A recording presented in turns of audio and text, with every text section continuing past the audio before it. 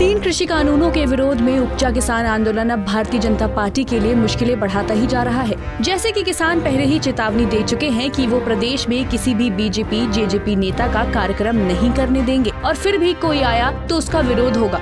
और कुछ ऐसा ही हुआ रोहतक में, जहां किसानों को जब भनक लगी कि महम में बीजेपी के राज्यसभा सांसद रामचंद्र जागड़ा और बीजेपी नेता योगेश्वर दत्त आ रहे हैं, तो सभी एकत्रित होकर उसी निजी स्कूल के बाहर जमा हो गए जहां कार्यक्रम का आयोजन किया जाना था। किसानों के विरोध की खबर सुनकर योगेश्वर दत्त तो कार्यक्रम में आए ही नहीं और सांसद रामचंद्र जागड़ा जब आए तो किसानों ने स्कूल के दरवाजे पर ही उन्हें काले झंडे दिखाए और नारेबाजी की। कार्यक्रम आज सरस्वती स्कूल में रामचंद्र जांगड़ा जी योगेश्वर दत्त जी का प्रोग्राम किया गया था। इन्होंने हम सामाजिक प्रोग्राम का कोई विरोध नहीं करते, राजनीतिक प्रोग्राम का विरोध करते हैं। ये राजनीतिक प्रोग्राम है, बीजेपी पार्टी का प्रोग्राम है।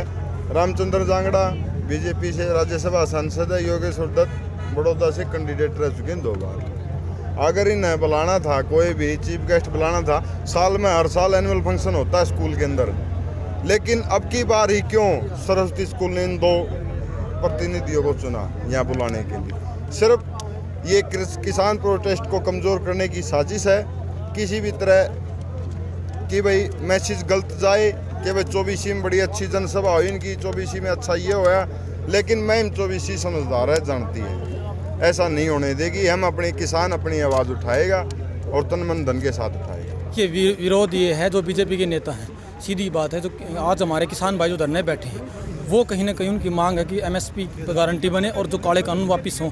लेकिन जो राज्यसभा सांसद रामचंद्र जांगड़ा हैं, योगेश्वर दत्त जो प्रत्याशी रहे हैं बड़ौदा हल्के से भी, उनके सामने हमारा विरोध प्रदर्शन ये है कि वो किसानों की मांगों क्यों नहीं उठा रहे, जबकि मैम 24 क्षेत्र जो है वो पूरा किसानों का क्षेत्र है, कृषि क्षेत्र कहा जाता है। और जब ये कानून बनने लग रहे थे तब रामचंद्र जांगड़ा जी हमारे बीच में क्यों नहीं आए? और ऐसे फंक्शन उनको पता होना चाहिए, जब किसान आंदोलन चल रहा है तो ऐसे फंक्शनों को ऑर्गेनाइज नहीं करना चाहिए किसानों के विरोध को देखते हुए। और वो लगातार इस तरह के अगर ये प्रोग्राम होंगे तो किसान निश्चित तौर पर उनका विरोध करेगा। किसानों का मानना है कि बीजेपी इस तरह के कार्यक्रम करने लोगों को संदेश देना चाहती है कि महम में उन्होंने बड़ी अच्छी जनसभा की, जिससे सभी को ये लगे कि किसान कानूनों का विरोध नहीं कर रहे हैं। उधर किसानों के विरोध को लेकर जब रामचंद्र जागड़ा से बातचीत की गई तो उन्होंने किसानों के विरोध की निंदा की और कहा कि भगवान किसानों को सद्बुद्धि दे।